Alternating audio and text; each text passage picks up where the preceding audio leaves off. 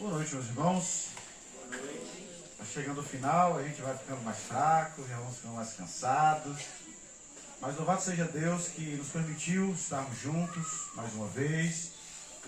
E na expectativa de poder aprender, estudar mais um livro da Bíblia, né? Tentamos aí trabalhar nessa perspectiva de estudar um livro todo.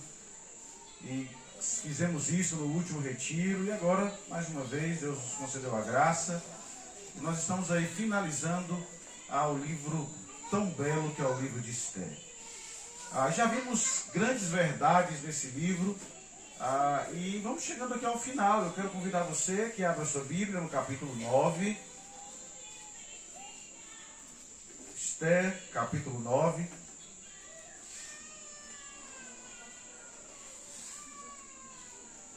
Nós vamos ler do verso 1 ao verso 15.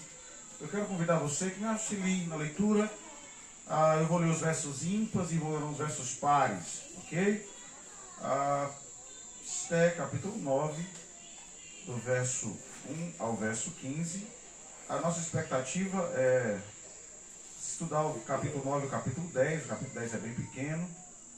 Tentaremos ser bem breves naquilo que vamos expor nessa noite. Então, leia comigo de forma alternada o que diz a palavra do Senhor. Diz assim: no dia 13 do 10º mês, que é o mês de Adar, quando chegou a palavra do rei e a sua ordem para se executar, no dia em que os inimigos dos judeus contavam assenhorar-se deles, sucedeu o contrário, pois os judeus é que se assenhoraram dos que o odiavam. Porque os judeus nas suas cidades, em todas as províncias do rei Assuero, se ajuntaram para dar cabo daqueles que lhe procuravam o mal. E ninguém podia resistir, porque o terror que inspirava caiu sobre todos aqueles povos. Todos os príncipes das províncias e os satrapas e os governadores e oficiais do rei auxiliavam os judeus, porque tinha caído sobre eles o temor de Mordecai. Porque Mordecai era grande na casa do rei, e a sua fama crescia por todas as províncias, pois ele se ia tornando mais e mais poderoso. Feriram, pois, os judeus a todos os seus inimigos, a golpes de espada, com matança e destruição, e fizeram dos seus inimigos o que bem quiseram. Na cidadela de Suzã, os judeus mataram e destruíram a 500 homens. Como também a Farsandata, a Dafon e a Aspata, A Porata, a Adalia e a Aridata. a Farmasta, a Arisai, a Aridai e a Vaizata, Que eram os 10 filhos de Amã, filho de Amedá, o inimigo dos judeus, porém o dispôs de não tocar. No mesmo dia foi comunicado ao rei o número dos mortos na cidade de Suzã. Disse o rei à rainha Esther: na cidade de Suzã, mataram e destruíram os judeus, a 500 homens e os 10 filhos de Amã. Nas mais províncias do rei, que terão eles feito? Qual é, pois, a tua petição? E se te dará? O que é que te desejas ainda? E se cumprirá. Então disse Esther: se bem parecer ao rei, conceda-se os judeus que se acham em Suzã, que também façam amanhã, segundo o edito de hoje, e dependurem em forca os cadáveres dos 10 filhos de Amã. Então disse o rei que assim se fizesse. Publicou-se o edito de Suzã e deputaram os cadáveres dos 10 filhos de Amã. Reuniram-se os judeus que se achavam em Suzã, também no dia 14 do mês de Adar, e mataram em Suzã 300 homens, porém, do despojo não tocaram. Amém. Vamos orar. Graças te rendemos, ó Deus Todo-Poderoso, Criador dos céus e da terra.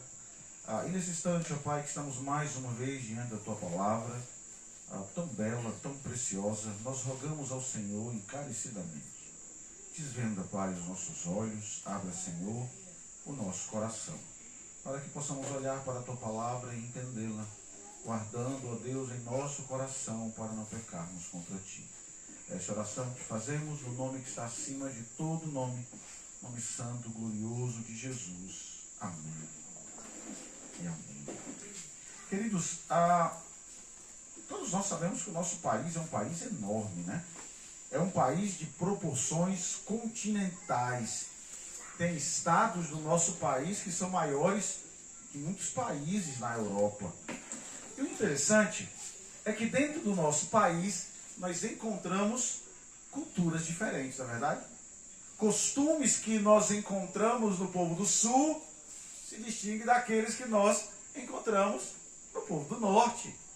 Certamente alguém da região sul do país estranharia comer maniçoba. Aqueles que são do sul olharam para o maniçoba e devem ter achado aquilo extremamente estranho. Ou alguém do norte, com todo o nosso calor que temos aqui, poderia assustar ver algum do sul tomando chimarrão. Você imaginou? Então veja, o que nós vemos é que, mesmo em um país tão grande, nós temos várias culturas. Agora, se nós nos estranhamos culturalmente, imagine um estrangeiro que vem ao nosso país. Eu já disse isso uma vez na igreja, né, muito tempo atrás, mas houve uma entrevista com alguns estrangeiros e a pergunta foi: o que mais você achou estranho no Brasil? E as mais variadas respostas foram dadas, muitas inclusive engraçadas. Mas eu peguei algumas. Uma disse assim, um respondeu com um tom de surpresa: aqui vocês tomam banho demais. Às vezes eu fico uma semana inteira sem tomar banho. O outro respondeu: é impressionante como vocês marcam o horário de uma festa, mesmo sabendo que as pessoas só vão chegar 2 ou 3 horas depois. Isso é uma realidade, né? Percebam que estrangeiros estranham aquilo que eles encontram aqui, aquilo que não é comum para eles. E ele justamente, e isso é algo extremamente importante, porque é diferente daquilo que eles vivenciam. Chamar a pessoa pelo seu primeiro nome, faltar às vezes com respeito, com paz, enfim. O interessante é que é justamente isso que deve acontecer conosco, enquanto nós estamos aqui peregrinando como estrangeiros nessa terra. Nós precisamos estranhar a naturalidade com que o pecado é visto.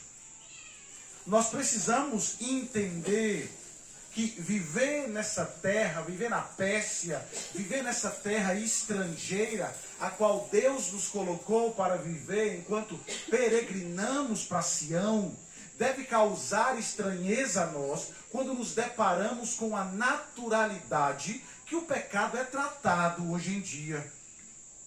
Como a gente fica como crentes brasileiros sendo exposto a toda imoralidade do carnaval, dos programas de televisão, dos Big Brothers, das novelas, dos filmes? Como nós ficamos quando nos deparamos com a pressão pública pela aceitação de padrões e de comportamentos sexuais contrários aos mandamentos de Deus? Causa-nos estranheza ou não? Como nós reagimos a uma luta ferrenha pela liberação e pela normalização do assassinato de bebês ainda no ventre? Levanta-se bandeiras? Como nós reagimos a isso? Como nós reagimos vivendo diante de tanta gente poderosa que chama o mal de bem e o bem de mal? Como é que a gente fica? Como é que a gente reage? Sendo crentes na nossa escola, na universidade, sendo crentes onde um grau de zombaria sempre é levantado simplesmente por defender a fé. Aqui na casa da Pérsia secular, nós enfrentamos tudo isso.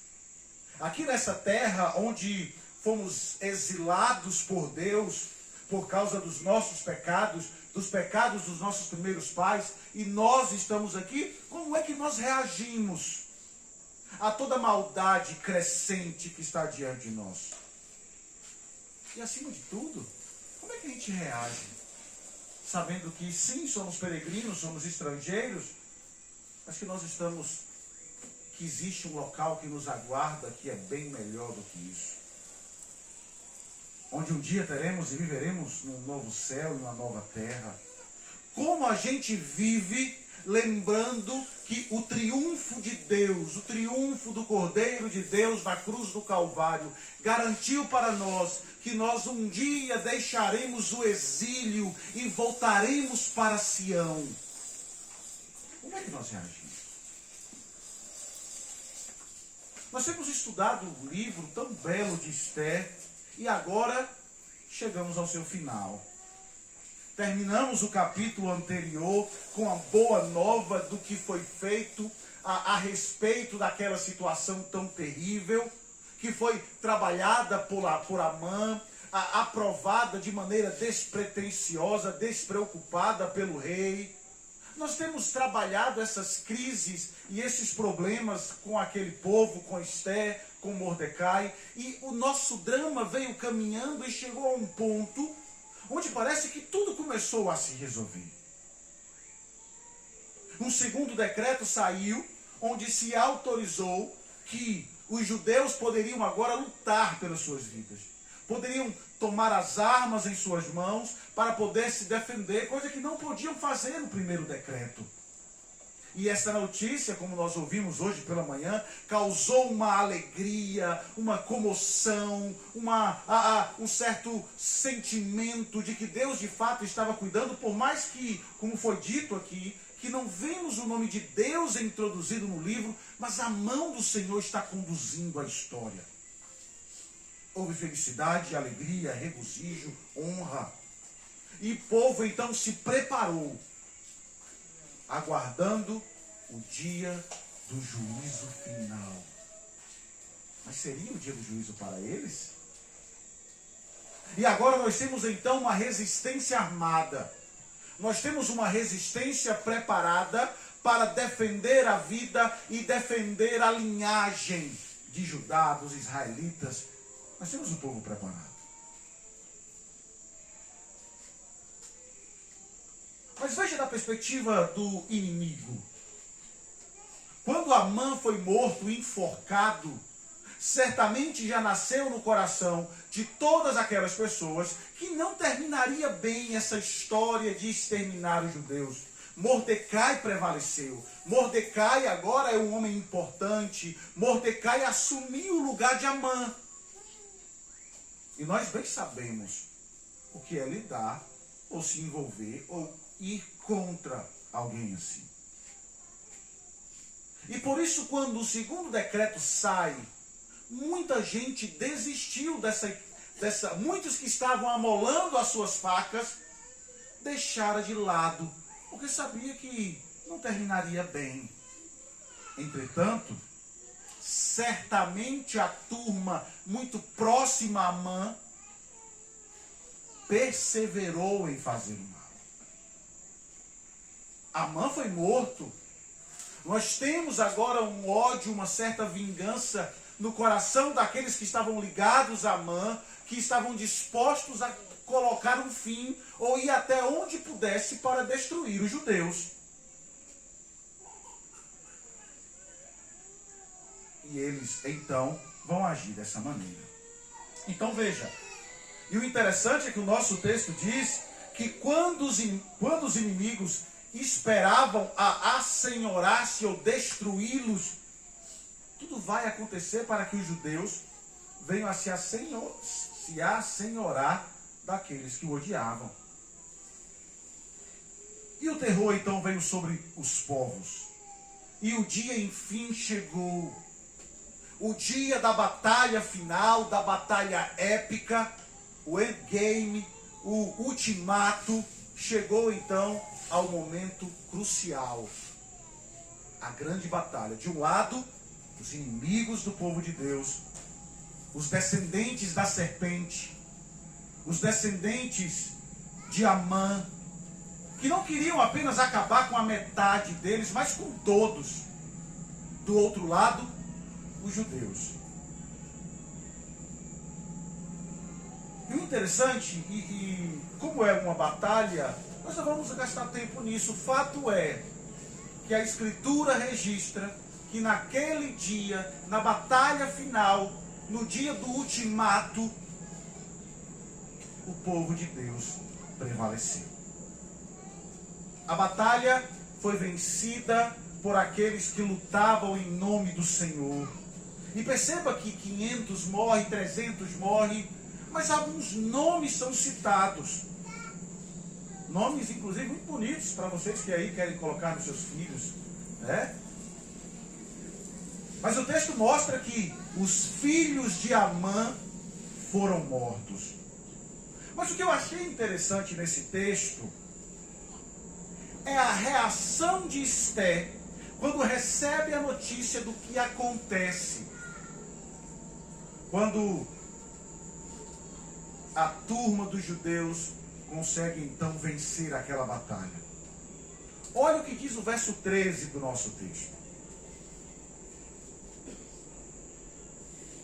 Diz assim: então disse Esté, se bem parecer ao rei, conceda-se aos judeus que se achem em Susã, que também façam amanhã, segundo o edito de hoje, e dependurem em forca os cadáveres dos 10 filhos de Amã. Você pegou o que está acontecendo aqui? Um detalhe que pode chamar a atenção é que ela está pedindo para que o prazo para estender a matança, ou para que o prazo da matança se estendesse por mais um dia.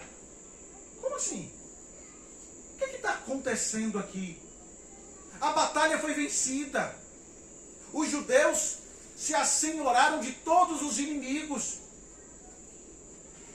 O rei chega para ela e diz: está feito, vocês conseguiram, chegaram ao final. A guerra que foi travada foi vencida por vocês. Todos caíram, inclusive os filhos de Amã, que estavam lá das trincheiras ou na frente para destruir, todos foram mortos. E ela disse: eu quero mais um dia. Eu quero mais um dia para que todos eles, mortos, sejam lançados na forca.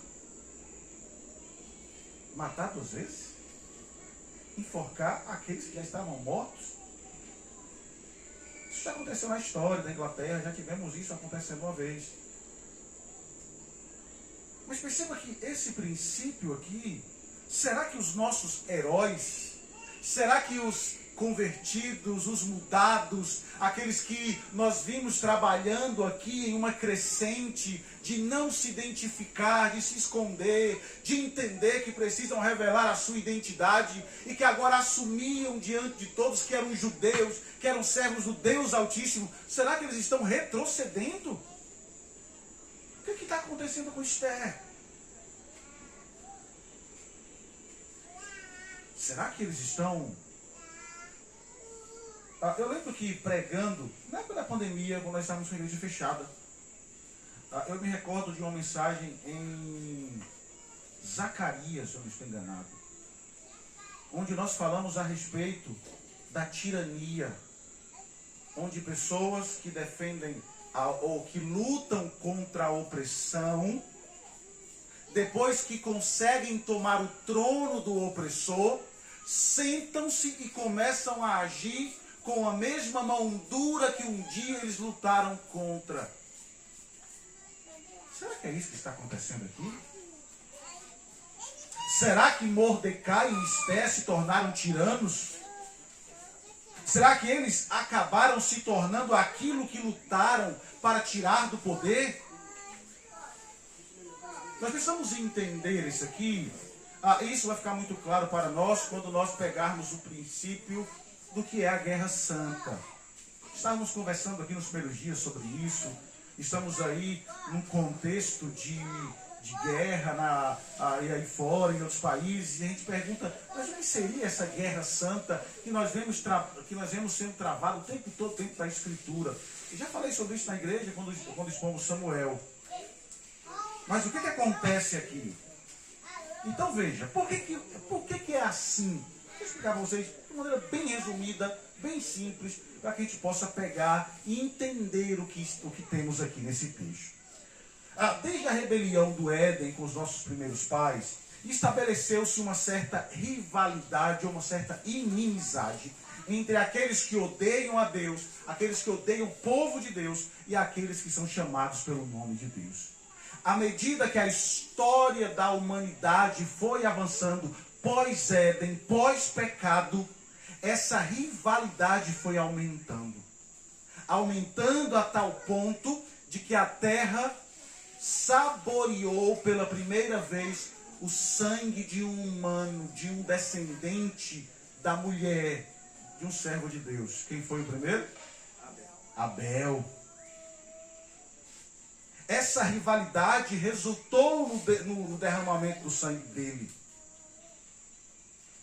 E a história humana avança e o plano redentivo de Deus de salvar o seu povo vai sendo levado adiante, mas também o plano da serpente vai sendo levado também adiante de odiar, de tentar destruir, de tentar apagar da história todos aqueles que são chamados de filhos de Deus. Você vai ver Deus chamando Abraão, você vai ver Deus chamando Jacó, você vai ver Deus chamando toda a sua família, você vai ver Deus estabelecendo a sua semente, o seu povo sobre a terra. E nós vamos também perceber Deus em diversos momentos chamando Israel para ser a mão punitiva dele nessa terra contra os inimigos, contra os idólatras, contra os falsos adoradores. E aí muita gente se depara com esses textos e pergunta, mas por que Deus mandava matar? Inclusive nós trabalhamos, e aí, olha a ligação. Lembra quando nós falamos em Samuel, quando Deus disse por meio de Samuel a Saul, vai, destrói aquele povo e mata todos. Mata mulheres, mata crianças de peito, destrói todo aquele povo.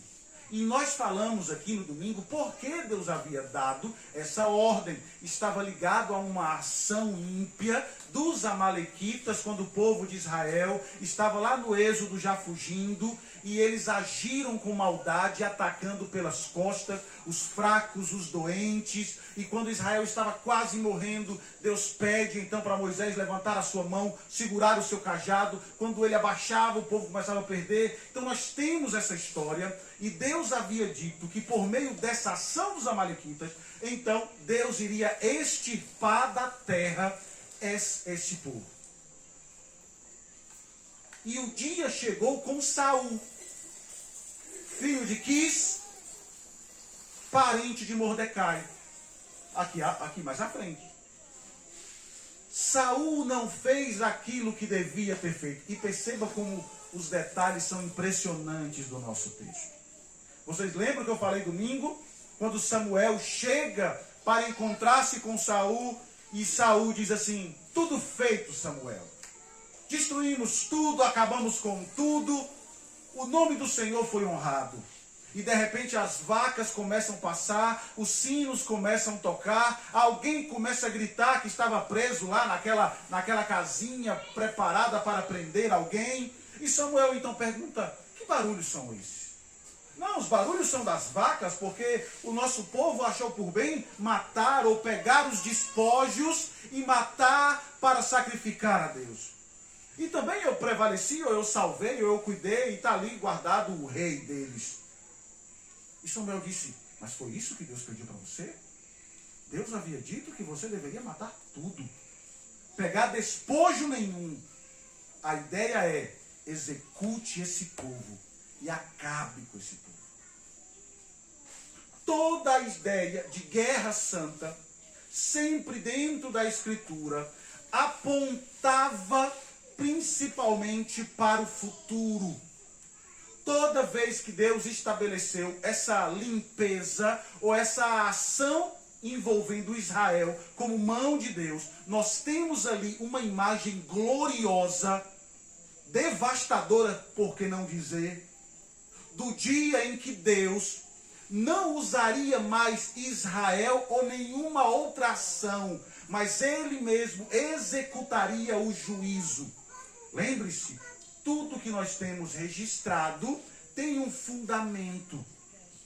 A guerra santa, promovida, estabelecida e autorizada por Deus, era um símbolo do juízo final, do dia em que Deus iria acabar com os idólatras, acabar com toda maldade, acabar com todo o pecado, punir o ímpio, punir aquele que se levanta contra o seu nome.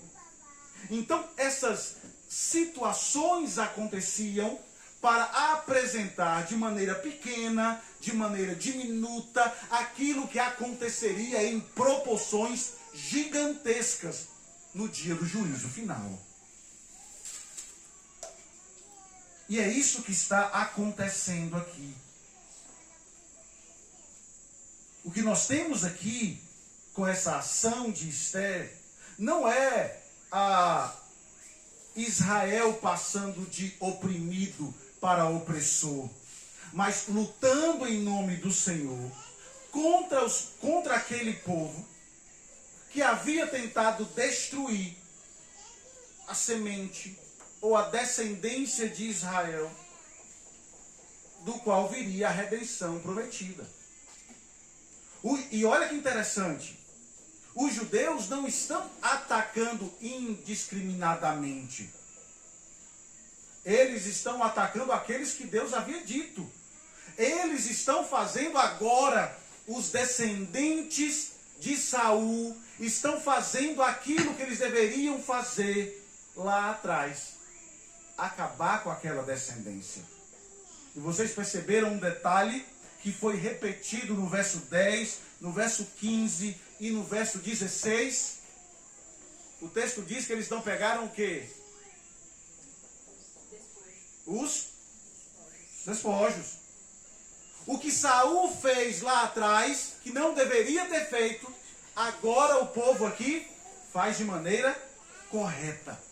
Eles não estão sendo oportunistas e aproveitando para pegar o que é dos outros. Eles estão fazendo apenas aquilo que tem que fazer e que havia sido ordenado por Deus. Os benjamitas estão fazendo o que deveria ter sido feito lá em Saul. Eles não mataram mulheres e crianças. Eles atacaram aqui todos aqueles que se levantaram contra os homens de Deus, contra o povo de Deus. Então veja, o que nós temos aqui é justamente a ação completa daquilo que havia sido proferido lá atrás.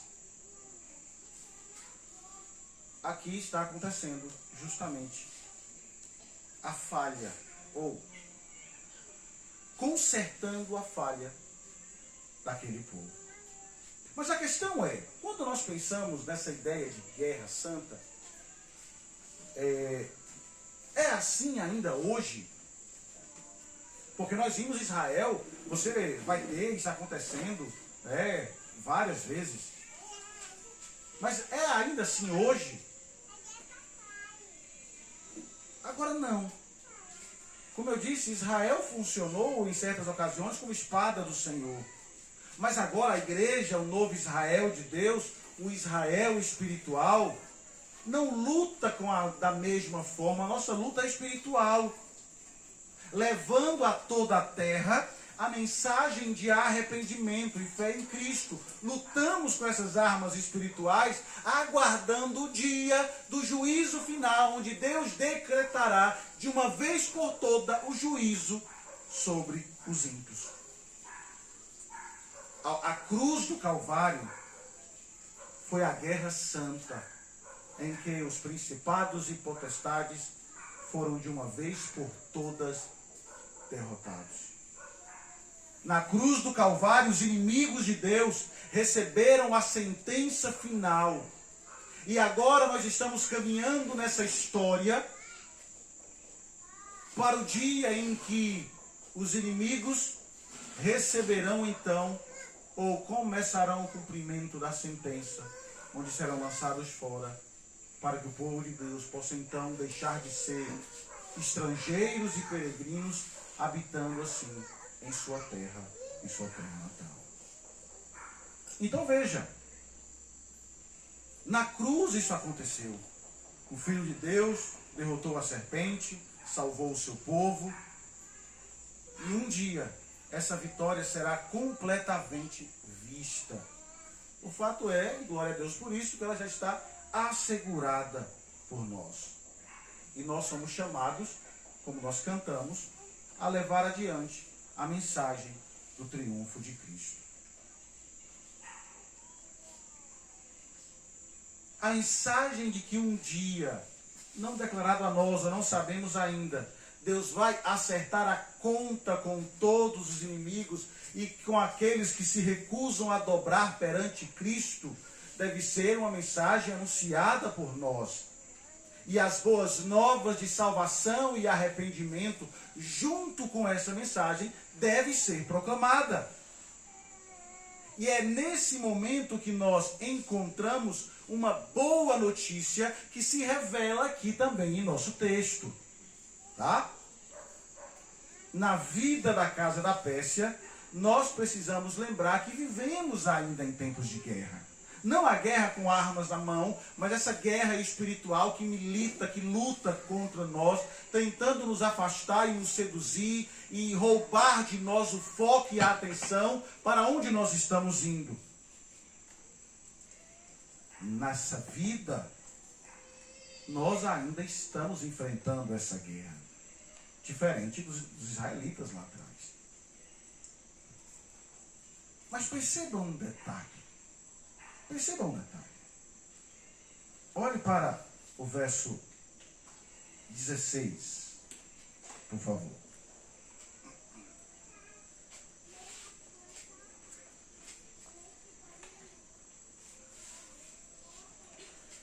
Nosso texto diz assim, verso 16, 17.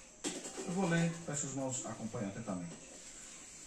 Também os demais judeus que se achavam nas províncias do rei se reuniram e se dispuseram para defender a vida e tiveram sossego dos seus inimigos. E mataram a 75.000 dos que o odiavam, porém o despojo não tocaram. Sucedeu isso no dia 13 do mês de Adar, no dia 14 descansaram e o fizeram dia de banquetes e de alegria. Os judeus, porém, que se achavam em Suzã, se ajuntaram nos dias 13 e 14 do mesmo, e descansaram no dia 15, e fizeram dia de banquetes e alegrias. Também os judeus das vilas, que habitavam nas aldeias abertas, fizeram no dia 14 do mês de Adar, dia de alegria e de banquetes e de festas, e de mandarem porções dos banquetes uns aos outros. Verso 20, Mordecai escreveu essas coisas e enviou carta a todos os judeus que se achavam em todas as províncias do rei, Assuero, aos de perto e aos de longe, e ordenaram-lhes que comemorassem o dia 14 do mês de Adar e o dia 15 do mês, todos os anos, como os dias em que os judeus tiveram sossego dos inimigos, e o mês que lhes mudou de tristeza em alegria, de luto em dia de festa, para que os fizessem dias de banquetes e alegria, de mandarem porções dos banquetes uns aos outros e dádivas aos pobres. Perceba o que nos é ensinado aqui nesse texto. A alegria sempre vem ao amanhecer. É assim que nós vemos? Nós podemos caminhar, semear com lágrimas, mas vamos colher com alegria. O texto nos explica, ou nos mostra, que algo acontece depois da vitória. O texto nos explica que os judeus, para todos os lados, em Suzã, nas vilas, onde eles estavam, fizeram daqueles dias de banquete e alegria. Um povo espalhado por 127 províncias, mas agora com a mesma celebração, separados por distâncias, mas celebrando a vitória. Um tempo de alegria tão extravagante que eles enviavam comida aos pobres, mandavam alimento uns aos outros. Essa era a festa de Purim.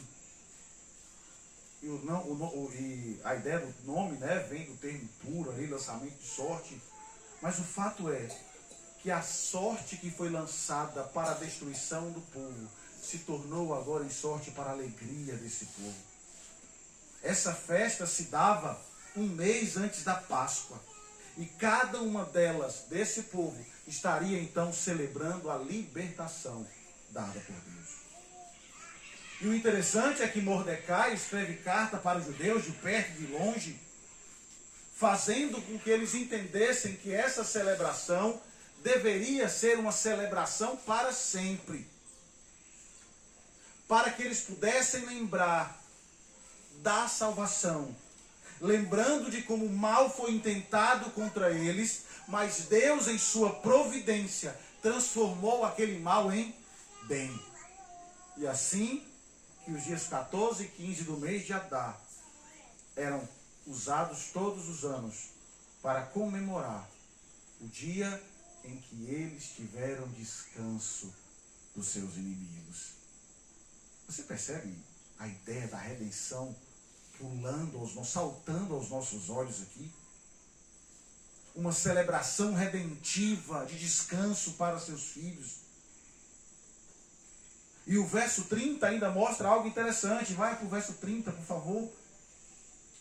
Onde diz assim: expediram cartas a todos os judeus e as 127 províncias do reino de Assuero, com palavras amigáveis e sinceras, para confirmar esses dias de Purim, nos seus tempos determinados, como o judeu Mordecai e a rainha Esther tinham estabelecido, e como eles mesmos já os tinham estabelecido sobre si e sobre a sua descendência, acerca do jejum e do seu lamento. Uma festa para a gente celebrar periodicamente com os filhos, com quem mais quisesse se ajuntar com eles. Uma festa que seria realizada, um banquete que seria realizado para celebrar a salvação. Isso te parece com alguma coisa? Isso te parece com alguma coisa? Nós temos algo parecido? A ceia. Nós temos um dia separado para a nossa celebração? Sim ou não? Que dia é esse? Pode falar alto. O domingo. Você percebe que a redenção está entranhada naquilo que nós fazemos? Tu percebe que o dia de celebração, que nós nos ajuntamos para glorificar, para celebrar a libertação, se dá num dia estabelecido pelo Senhor, onde Ele mesmo também marca para que nos lembremos sempre do que Ele fez. Um banquete para garantir a nós acerca da verdade revelada que existe um dia de descanso dos nossos inimigos. Participar da ceia do Senhor, aproveitar o domingo, a celebração, é ser relembrado da verdade que foi realizada na cruz do Calvário para libertar o povo de Deus dos seus inimigos e, consequentemente, garantir o descanso. É por isso que nós enfatizamos tanto o domingo. É por isso que nós tentamos sempre inculcar na mente e no coração de todos a importância do dia do Senhor, porque é nele que nós celebramos a destruição dos inimigos. O dia do Senhor é um lembrete para você e para mim, querido irmão, de que todo o mal que se estabelece nesse mundo um dia chegará ao fim. Por que desprezaríamos esse dia? Por que desprezaríamos o dia que garante para nós que há um descanso do pecado? Em meio aos dias difíceis, nós precisamos nos lembrar que na cruz o nosso Senhor venceu e nos libertou. E a ceia está lá, façam isso em memória de mim, porque se nós não fizermos esse mundo, essa guerra que nós travamos, poderá fazer com que você se esqueça disso. Perceba quantos irmãos nossos ficaram pelo caminho depois que essa pandemia veio e roubou de nós a alegria da celebração do domingo. Quantos que estavam aqui nos anos anteriores, que hoje não estão mais participando, porque perderam a alegria do domingo. Afaste-se de Deus, afaste-se do domingo, e você vai perder de vista a história da redenção, e você não terá mais prazer em estar na presença dos santos. E todas as desculpas serão levantadas para que não haja mais celebração, nem ajuntamento e nem momentos do domingo onde nós buscamos a Deus. O domingo, o dia do Senhor, foi deixado para que lembremos da vitória e, acima de tudo, para dizer para nós que existe um domingo eterno, onde nós estaremos juntos para sempre. Rejeitar o domingo é rejeitar a Deus, é rejeitar a sua libertação, é rejeitar a sua obra, é rejeitar a sua redenção. Rejeitar o domingo é buscar afastar-se de Deus. Pergunte às pessoas por que elas não vão mais à igreja. Pergunte para elas. E você verá as mais absurdas justificativas. Porque a partir do momento que nós deixamos aquilo que alimenta a nossa esperança, ou alimenta o nosso corpo, para enfrentar essa guerra travada por nós, tudo será motivo para nos afastar e apagar da nossa memória a obra do nosso Senhor. Os discípulos, naquele momento tão trágico, se esqueceram disso. Se afastaram, fugiram. Mas veja, nós precisamos alimentar e celebrar aquilo que foi realizado por nós. Realizado para nós por meio de Cristo. Porque ao lembrarmos da grande virada, da tumba vazia, o nosso coração, alimentado pelo que o dia do Senhor representa, vai fazer com que as piores circunstâncias dessa vida não possam abalar a nossa fé. Por isso, homem, marido, cabeça do seu lar, não encontre desculpas esfarrapadas para não alimentar o seu coração no dia do Senhor. Não permita que as suas mulheres vão sozinhas para a igreja. Esteja lá, juntos. Porque você precisa alimentar no seu lar a esperança da redenção e do dia de descanso final. Mulheres, alimentem no coração dos filhos de vocês, junto com os homens, claro, o amor e o apego ao dia do Senhor. Não pense que esse é um dia qualquer.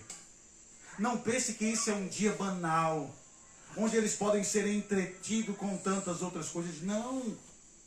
Você está trabalhando pela redenção e pelo caminhar do seu filho.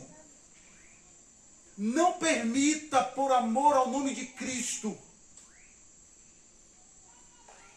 Porque, como eu disse, no último domingo que nós estivemos juntos lá na igreja, esse mundo é um labirinto terrível.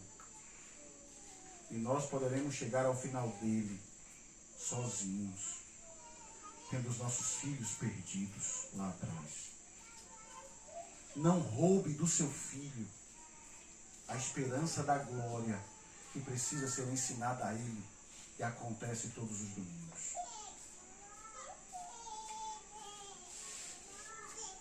A tumba vazia,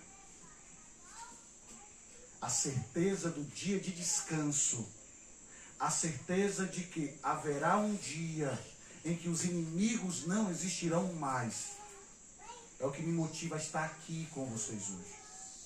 é o que nos motiva a servir a Deus todos os dias, a ser fiel nesse mundo mal que tenta todo instante apresentar a nós a maldade do pecado. Você acha estranho aquilo que você está vendo? Nós, como peregrinos estrangeiros, precisamos estranhar como o pecado está agindo. Mas vamos lá. O nosso texto avança. Veja capítulo 10, verso 1 e verso 3, bem rápido.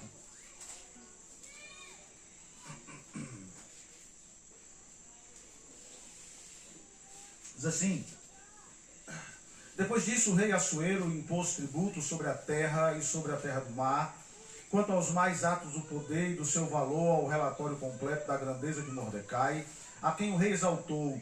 Porventura não estão escritos no livro da história dos reis do Médio e da Pérsia? Pois o judeu Mordecai foi o segundo depois do rei Assuero, e grande para com os judeus, e estimado pela multidão de seus irmãos, tendo procurado o bem-estar do seu povo, trabalhado pela prosperidade de todo o povo da sua raça. Veja, olha que interessante. O nosso texto então termina, depois de toda essa esperança, depois de todo esse alimento, depois de todo esse alento, o texto nos mostra duas verdades extremamente relevantes. Mordecai continuou a trabalhar pelo bem do seu povo, sendo o segundo ali de poder. Mas o texto começa no verso 10, nos lembrando de um detalhe muito importante. Que apesar de ser uma história bela, uma história de reviravoltas, uma história de identificação, de beleza, de superação, de arrependimento, o texto diz: não se esqueçam, vocês ainda vivem na Pérsia. Porque o que Assuero faz logo depois que tudo isso acontece? O que diz o texto? Assuero impôs tributos sobre a terra. Isso serve para nos mostrar que por mais que as coisas tenham mudado, ainda é a casa da Pérsia. Não esperemos que essa terra vire céu antes da vinda de Cristo, que não vai. Por melhor que esteja a situação na casa da Pérsia, ainda é a casa da Pérsia. Ainda temos reis poderosos que não servem a Deus. Ainda temos pesos e dificuldades. Ainda vivemos em um mundo onde as coisas más acontecem, onde guerras estão a todo vapor acontecendo, onde pessoas se matam por migalhas, onde poderosos se levantam para destruir, onde pessoas pelo poder fazem o impensado. Ainda temos pessoas que não servem a Deus. E por mais que estejamos relativamente seguros e tenhamos nossas festas, nossas reuniões, nossos domingos, ainda somos estrangeiros nessa terra. Mas existe uma boa nova para nós diante disso tudo. Existe uma boa nova para o povo de Deus. Porque sempre que olhamos para os noticiários e nos deparamos com guerras, com tragédias, nós nos perguntamos: até quando, Senhor? Olha o que está acontecendo. Nós, como foi dito aqui hoje, há milênios passamos por mares de agitação. Desde que Caim pegou o nosso irmão e o matou, o primeiro de nós, mesmo contemplando as pedradas em Estevão, mesmo percebendo os torturados nos coliseus, as pessoas e irmãos nossos cerrados ao meio, passados pelo fio da espada. Por vezes, quando olhamos para tudo isso, nós perguntamos: até quando, Senhor? Até quando teremos que passar por todos esses males? por pessoas que odeiam o nome do Senhor, que se levantam contra o povo de Deus, que lutam para destruir e apagar o nome de Deus da história. E nos perguntamos: até quando, Senhor? O livro de Esther, que foi perguntado lá no primeiro dia, dizendo: por que esse livro está aqui? Por que ele foi registrado, se nem o nome de Deus ele fala? Ele está aqui registrado para esse propósito, para mostrar para nós que apesar de toda maldade, que apesar de toda ação dos homens, que apesar de toda malignidade das tramas, das tramóias, dos homens maus, Deus está no governo, Deus está no poder, Deus está controlando e conduzindo todas as coisas.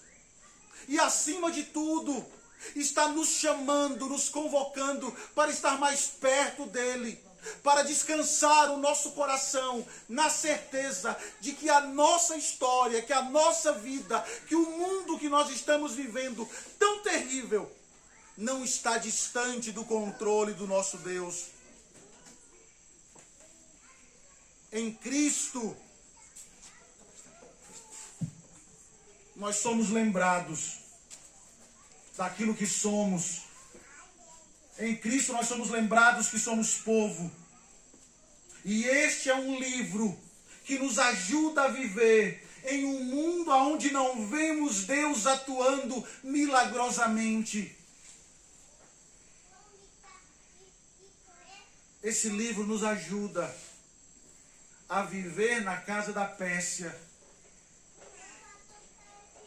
mesmo quando tudo está escuro, mesmo quando falta energia, mesmo quando falta luz, e sobram notícias de terrores e mortes e perseguição.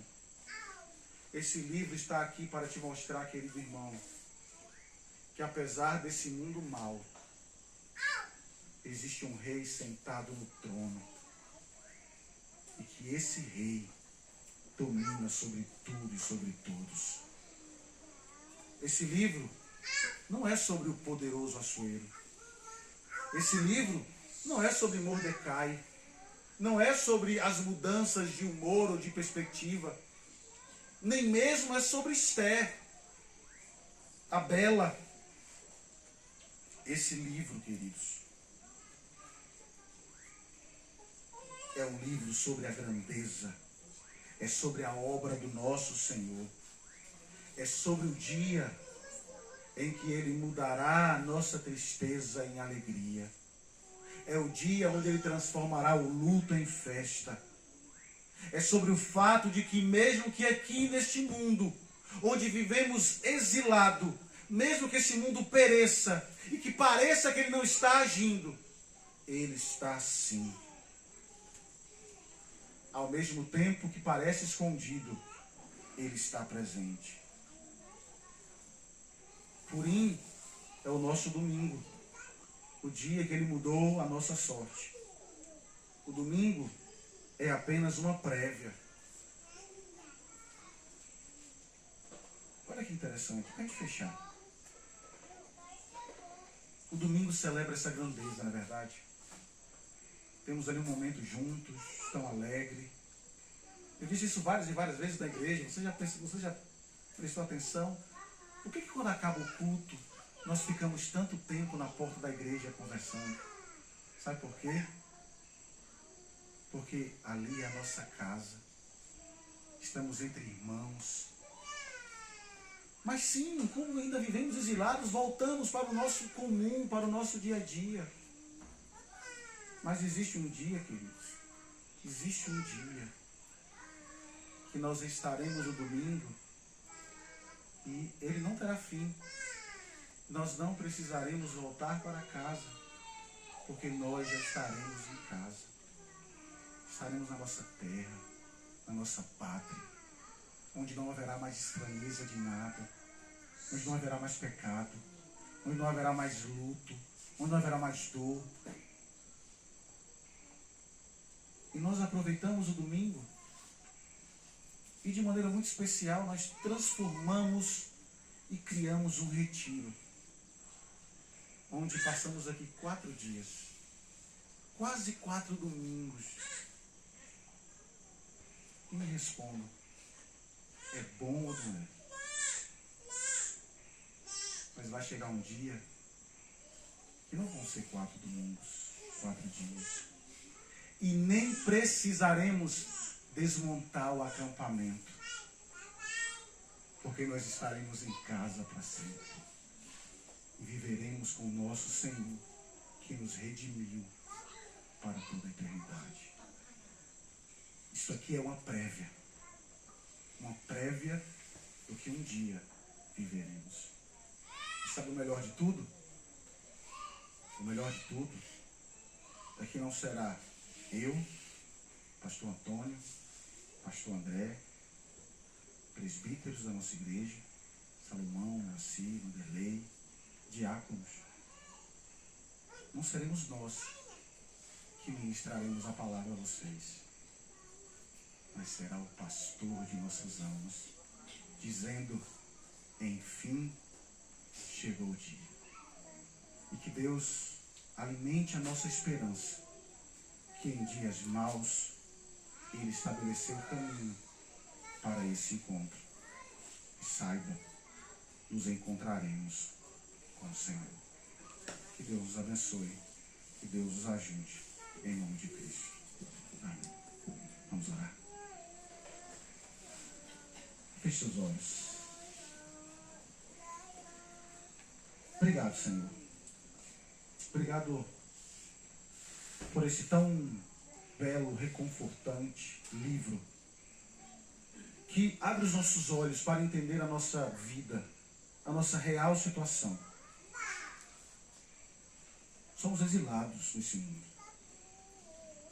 E como estrangeiros, exilados em um mundo terrível, estranhamos aquilo que ofende o Senhor, porque nós amamos, ó Deus, aquilo que Tu és, aquilo que Tu amas. O Senhor abriu os nossos olhos e hoje há estranheza em nós. E depois de terminarmos esse livro, Senhor, o que nós Te pedimos não nos deixe acostumar com isso aqui. Não nos deixe acostumar com essa tragédia, com as dificuldades, com o pecado. Não nos deixe acostumar com aquilo que é errado. Mas auxilia-nos, ó Deus, a expectativa maior. Auxilia-nos para que vivamos na esperança daquele grande dia. Do dia em que iremos, mesmo com os nossos corpos marcados por todas as dores e lutas dessa vida, chegaremos ao rio, atravessaremos o rio e chegaremos a Sião, a nossa pátria, a nossa terra. Por isso, Deus, alimente o nosso coração. Faça-nos amar ainda mais aquele momento tão especial, do qual nós nos reunimos para celebrar e experimentar o antegozo daquilo que será eterno. Auxilia-nos, Senhor. Que de fato esse livro possa nos ensinar e nos motivar a viver aqui, fortalecendo fé, cuidando de nós, alimentando nossa vida e nosso coração, para que vivamos sempre para o Senhor. Não o vemos hoje, Pai, mas sabemos que a Tua mão está conduzindo a nossa história, conduzindo essa vida para o grande dia. A noite pode ser longa demais. As trevas podem perdurar por muitos e muitos anos. Mas a promessa é que o sol da justiça se levantará, que iluminará esse mundo e revelará a sua glória e destruirá os inimigos e salvará o seu povo e resgatará o seu povo desse exílio e nos levará de volta a Sião. Maranata, parabéns, Senhor. Esse é o clamor, esse é o desejo do nosso coração. Amém e amém. Coloquemos em pé.